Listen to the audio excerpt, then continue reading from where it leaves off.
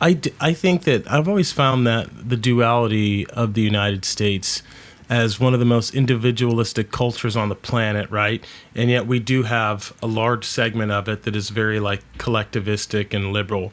I'm kind of a weird cat when it comes to, you know, that line of thing. I like both sides. I like the chaos. I like the people that are on the right that are, you know, all about personal rights and I don't know. I'm just going to say personal rights, liberty, all that stuff. The don't tread on me dudes. We all know who you are. I like those guys. I also like the liberals. And I like that we kind of argue back and forth amongst each other and trying to make the best decision. I'm kind of right smack in the middle / like, I mean, I'm definitely more libertarian leaning, although they're insane as well. But that's kind of the one thing that I align with, I think, the most. It's just leave me alone type deal. But I think when I think of someone that's blue collar, I generally think of them as someone that I know. I have friends that are in unions and that are deeply, deeply conservative, which I always thought was a little bit strange. And I kind of feel like that is maybe the direction the unions are shifting. Like, I was wondering if I get your thoughts on that. Two things, actually. To be a individualist, the line, Americans are individualists. Here's the thing: if you work for a boss, and most people do, they work for someone else. Your capacity to be an individualist is greatly constrained by the fact that 8 hours a day, or some large segment of the day, you have to essentially do what the boss tells you. And you have to conform to what your employer wants you to do, even if you find it unjust, or whatever it is. Being in a union gives you it backstops you. It gives you a sense of security so that you can express yourself individually and you will not be penalized for it. So the action of collectively getting together and forming a institution that can counter the boss's will actually makes for greater individualism among its members. They can choose to do what they want. Within limits. They don't feel what is the most oppressive and conformist thing. If you are fearful that the boss won't like what you do, then you will try as desperately to conform to his or her wishes. So it was not even ironic. I always say this: the law. Why do we have every courthouse? We have the law will set you free. What is the law? The law is a series of rules. The law is a series of procedures, but they're in stone because they give you what you can be certain what you have what to do. You have your rights and you can express them. The same is true of a union. It creates power which backstops your individualistic sense of what you want to do within of course a certain limits. But it means and the worst thing about for your sense of self-worth and is to be fearful. Then you will cower and do whatever you can to make the boss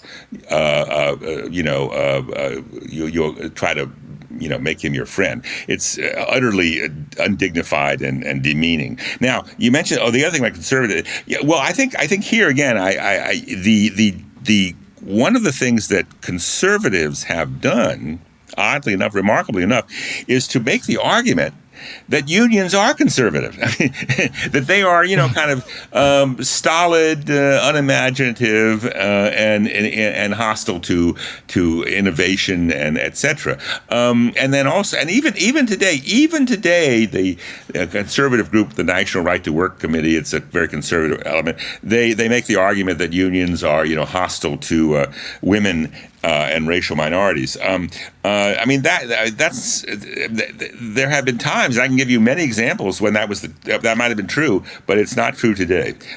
We've come through we've had a lot of water under that dam, under that bridge, and today, one of the things that for the last 25 years, trade unions have basically stood on the left side of American politics. That hasn't always been the truth. Back in the Vietnam War, one reason I became interested in labor 50 years ago was because I thought the trade union movement was too conservative. It was in supporting the Vietnam War. It was not in favor of civil rights as it should be. It was terrible on women. It was horrible on gays. So that was one of the motivations that I had to change it, not just to be identified with it. But today, I think the union movement is in favor of immigration. It's in favor of LGBTQ rights. It's in favor of women's rights, et cetera, and I think it's moved to the left. How many unions are there in the United States? There are many. Well, you're definitely okay. If it comes to local unions, like say have you been following the Starbucks events? I've been following it from a distance, but I know that there's a lot of people listening to this that haven't. So if you kind of fill us in, we'd love that. Well, Starbucks has 9,000 stores that are directly owned by the company, and several hundred of them have the workers, the young workers, 20 or 30 of them per Starbucks. You've been into a Starbucks, they have been having elections and forming unions, and so if you count the local union, the Starbucks union in one store in Portland, or one. The corner, one the store in Capital and Maine in Los Angeles, it's a local union. So in that sense, we have 100,000 local unions in America. Little tiny, some are very small, 50, 20. Some are larger. Now, those little local unions are often and usually are part of a larger, what's called national union or international union. So you have the hotel workers. They have a union that in some of the big cities, the Hilton Hotel will be a local in the hotel workers. But then there's the general hotel workers in the national union, which will have conventions and meetings and elect officers and try to bargain, for all hotel workers, at least those that are organized. So we have thousands and thousands of local unions, which are really totally run by the membership, and then you have about probably 100 sort of national unions. Some are big and important, like the Teamsters or the school teachers, or the United Food and Commercial Workers, and others are very, very small, and with only a few thousand workers. Okay. And so what other aspects besides unions are you looking at in labor study, the history of labor? Good question. Very good question. Well, all people who study labor have to study capitalism, right? You can't study one without the other, You have to study or business, or what do you want to call it? You have to study corporations, companies, managers, capitalism. And we find that this is the terrain, of struggle, as it were. 50 or 100 years ago, back in the Blair Mountain days, the assumption was that we were going to have really big corporations that would be kind of like General Motors or U.S. Steel, or a big or a collection of coal mines under one company. And then the liberal reformers thought, okay, then you have a union. All the workers in that company, and General Motors had 300,000 or 400,000 members, auto workers. They would all get together in one union, and then they'd bargain with General Motors. And that worked for a while. We did have that for a while, from the 30s and 40s and 50s. The United Automobile Workers is one of the biggest unions in the country, a very progressive union, and it bargained with General Motors or Chrysler or Ford. These were, But what's happened in the last 40 odd years, 50 years, is that these big corporations, there are many big corporations still, of course, but they've tended to sort of transform themselves. They've disaggregated themselves. So if you're a company, let's say you're Apple. Do you have an Apple? Do you have a computer there called Apple on your desk there? I bet you do, right? Do you have it there? No, I have a phone. But I've got a phone. I got an Apple phone. I got my. Okay, here it is. Here they go. Yeah. Okay, you got that? You got that? We all have that, right? Yeah, I got it. All right, where was that made? All right, it's got Apple on the back. It's got a little Apple on the back. Okay, it's an Apple. I bought it from Apple, right? I did. But where was it made? And who made it? It's made in China by slaves. That's right, made in China by Foxconn. Now, Foxconn is a company in China which makes the Apple phones and the Apple computers, and it employs 1 million workers. It is not owned by Apple. It's not owned by Apple. It's a supplier to Apple. Apple has a tremendous influence on how Foxconn functions. It determines the products it will produce, the costs.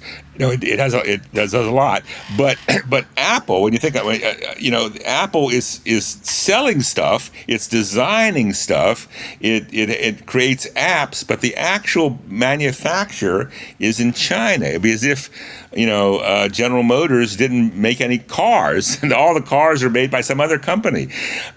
So that we call that a supply chain or fissured employment, and that's going on all the time. And so you go down to, when was the last time you had a hamburger at Burger King or McDonald's? Did you? Well, I did. I had one. I confess I like them. Okay, when I walk in there and I buy that hamburger, did I buy it from McDonald's? It says McDonald's on the front outside. It says McDonald's. Did I buy it? No, I didn't buy it from McDonald's. I bought it from a McDonald's franchisee. Okay, and this guy, somebody, he owned the building. He employed the workers. It was a separate legal entity from McDonald's, which is headquartered in Chicago, and which owns the copyright and owns the symbols. But I bought it from Joe Schmo. I don't know who owned this little local McDonald's. So if I'm a worker at McDonald's and I'm pissed off, and I get together with all my other people, and I say let's form a union and ask for more money. Who's your boss? Who's the boss? That's the question. It's not McDonald's in Chicago, which has all the money. It's the local guy who owns the franchisee. Well, he may be barely making it. In fact, he probably, and if you ask for $1 more an hour, he might go bankrupt.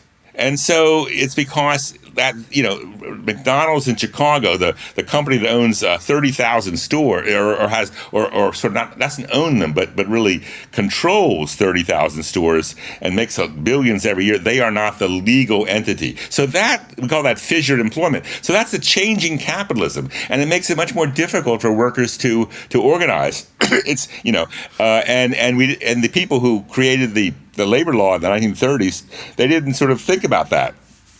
And they couldn't see it. So, but now we face that. What are we going to do about that? So, for example, it's one of the big fights taking place right now is to force McDonald's in Chicago, the big company, to be a joint employer with the local franchisee, in wherever it is.